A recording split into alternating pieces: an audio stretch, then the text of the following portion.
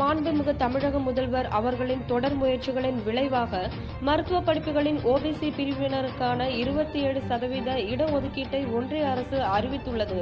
திமுகவின் சமூக நீதி போராட்டத்திற்கு கிடைத்த மாபெரும் வெற்றியை கோவை மாநகர் கிழக்கு மாவட்ட மாணவரணி சார்பில் மாணவரணி அமைப்பாளர் வி. கோகுல் தலைமையில் மாநகர் கிழக்கு மாவட்ட திமுக பொறுப்பாளர் நா. கார்த்திக் முன்னாள் எம்எல்ஏ மேற்பார்வையில் PSG கல்லூரி முன்புறம் மாணவ மாணவியருக்கு துண்டறிக்கைகளை மாணவரணியினர் வழங்கினர்.